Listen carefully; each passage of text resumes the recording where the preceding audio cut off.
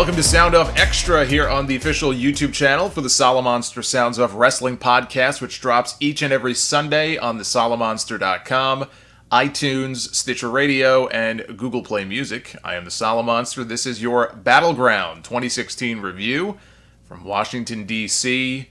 I thought it was a very good show, excellent main event, an outstanding match between Sami Zayn and Kevin Owens, their best one yet in WWE.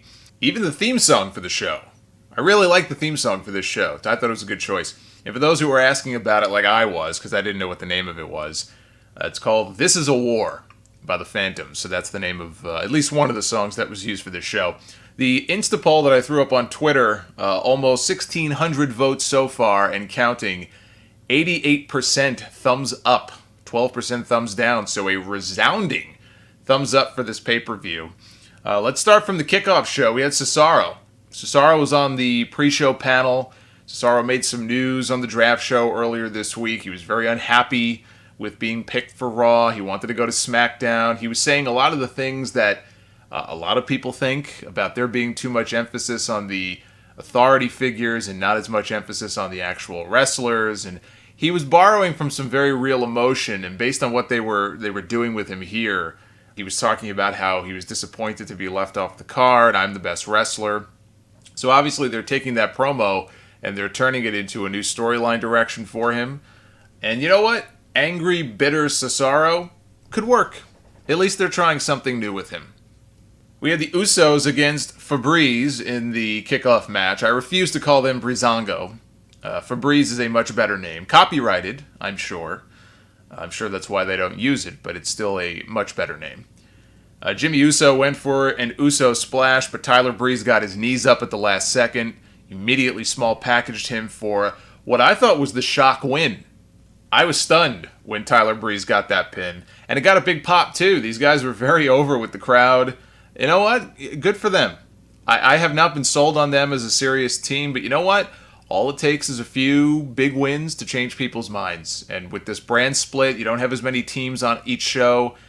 They should be doing all they can to get these teams over if they want us to take them seriously. The Usos are already established. I mean, they've been around for so long. They've been the tag team champions multiple times. You know, they're a made team. And Febreze is not. So I thought it was a big win for them. Pay-per-view opened with another tag team match, Charlotte and Dana Brooke against Sasha Banks and a partner of her choosing, which did indeed turn out to be Bayley. Bayley was the right choice, even though I still was thinking going in that it was going to be Paige, because why do what makes sense? But you know what? They did do what made the most sense. It was what the people wanted. I know not everybody is a big Bayley fan, but you are in the minority because, you know, she came out here, they blew the roof off the place. When the first note of Bayley's theme music hit, the place went nuts. And so that had to be a great feeling for her. Sasha looked so happy. Once the music hit, she looked so happy for Bayley. And at one point during the match, JBL said that his sources, you know, the Irish madman in his ear, his sources say this is just a one-off for Bayley on the main roster.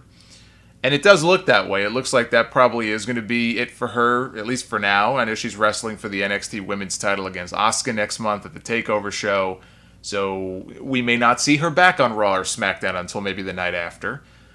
But here's what I want to know. When did JBL hear from these sources of his that, you know, Bayley was even going to be the partner and that she was only here for a one-off?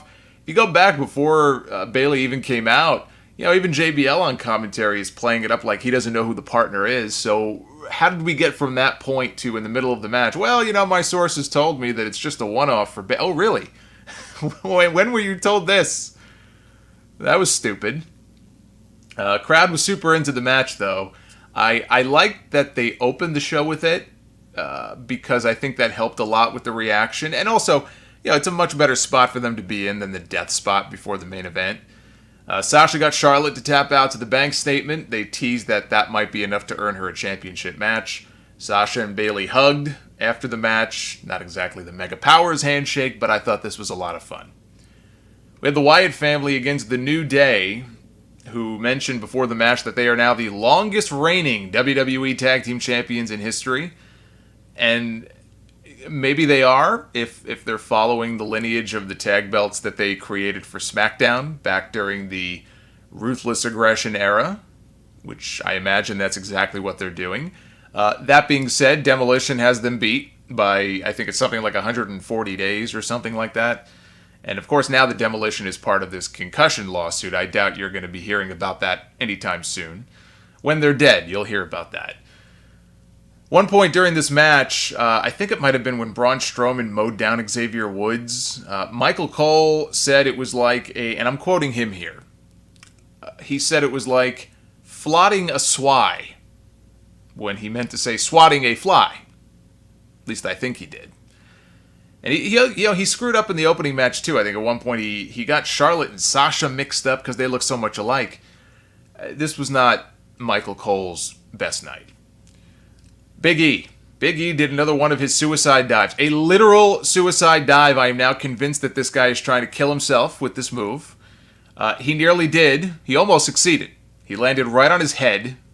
I thought he broke his neck. And, I've voiced my concern enough over this move. I'm not going to keep saying it over and over again. He's going to continue to do it until he hurts himself, and he's out for 6 months. And it's selfish. It's selfish because he's part of a team. He's part of a group. So if he hurts himself unnecessarily like that, it affects 3 people, not just 1. And then I guess, in a few years, he'll sign on to this concussion lawsuit, against WWE. He'll be claiming like, oh, I didn't know that jumping out of the ring and landing on my head, my shoulder like that would have me in so much pain. Like Vince McMahon didn't warn me of the dangers. Where's my check? Bray laid out Xavier Woods with Sister Abigail for the win, so the Wyatt family badly needed a win. They got one. The problem is now they're broken up.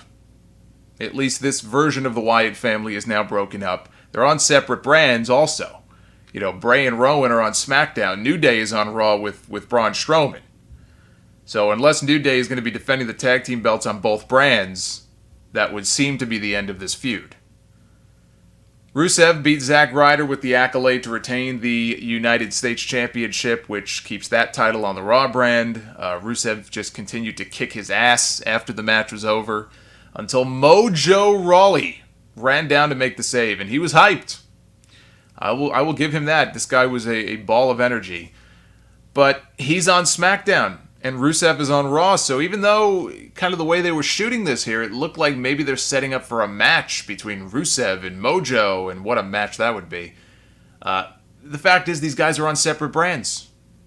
And unless they're not honoring their own brand split until after SummerSlam, which would be a hell of a start to this brand split. Oh, I know he just split up all these brands. And I know that, we're talking about this new era begins this Monday night after Battleground, but you know what? It doesn't actually go into effect for another month or another month and a half. Like, give me a break. So unless they're doing that, this was weird. This was just weird the way that they set this up. Sami Zayn and Kevin Owens.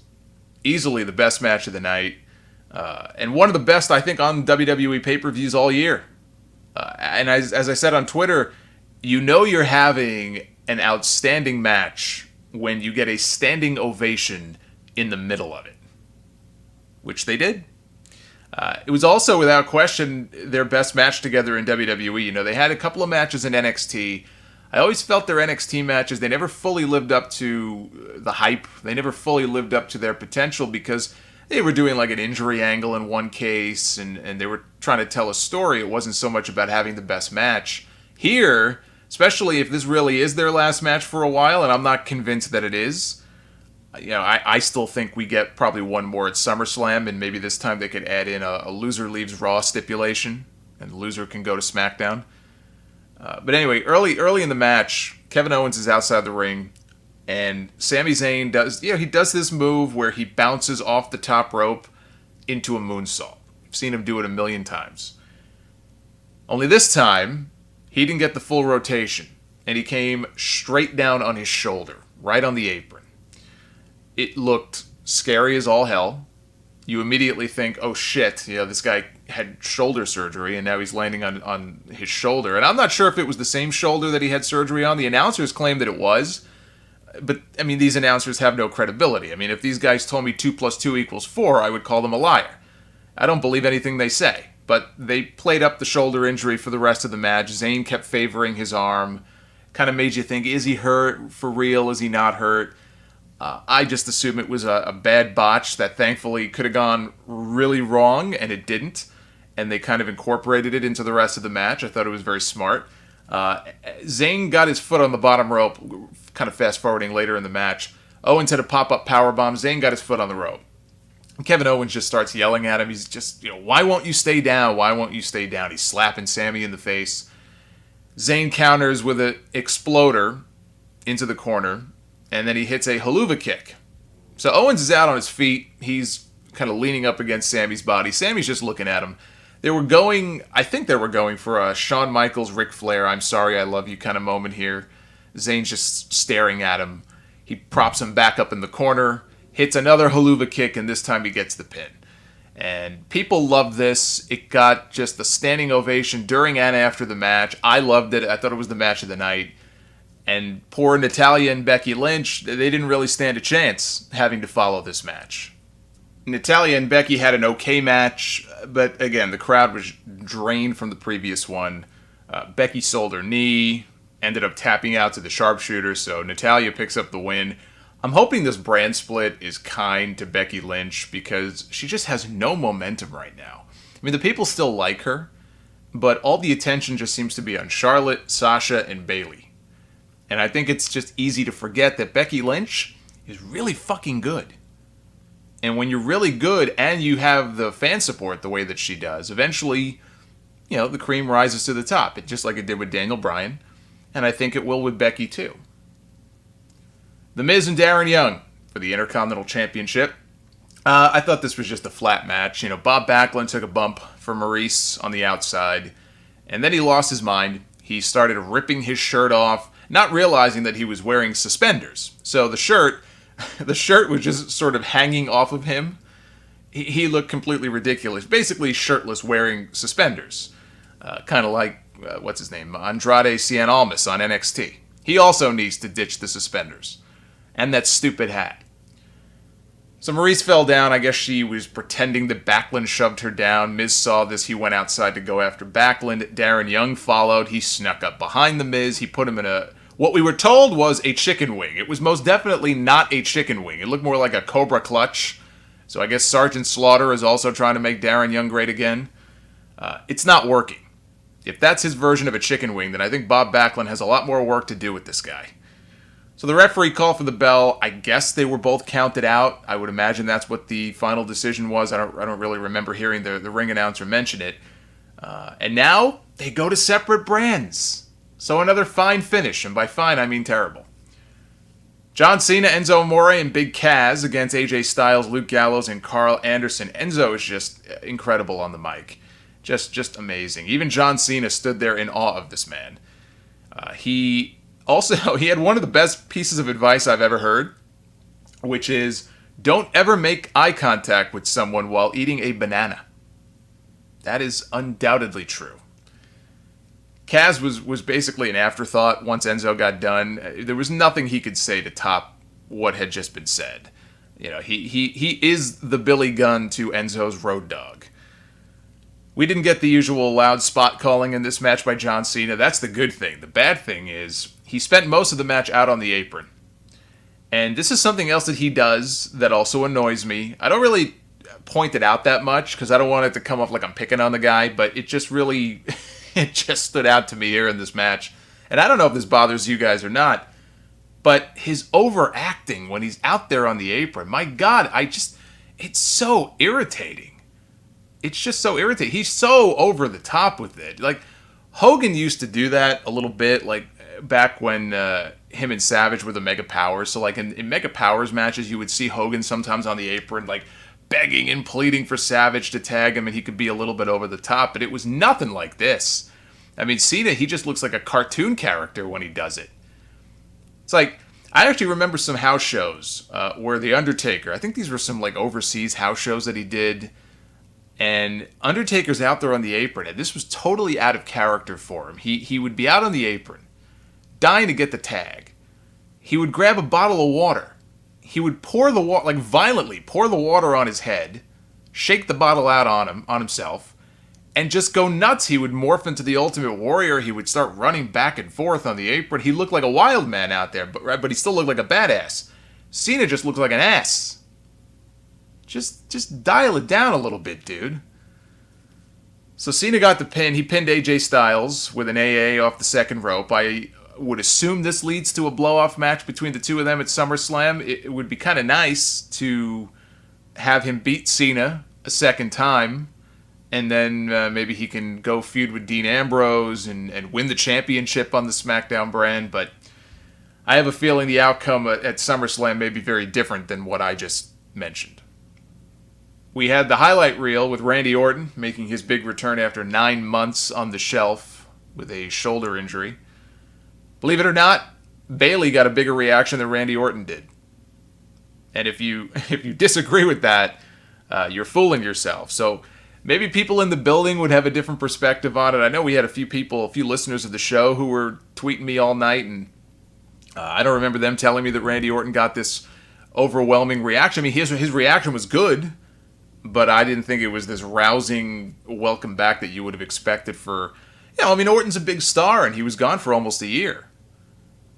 So he got cheers and applause, but it was just telling that Bayley got this gigantic reaction, and Orton was just like, "Yay, Orton's back." Jericho kept on instigating him. Orton said that he knows he's going to Suplex City at SummerSlam, and it may take 20 suplexes to do him in, but it only takes one RKO in Viperville. And then he said, "No enhancement needed," which was the money line. That may be the line of the year right there when you consider Orton's own history of wellness violations and his name being on the signature pharmacy list and all that. It gives new meaning to the term enhancement talent.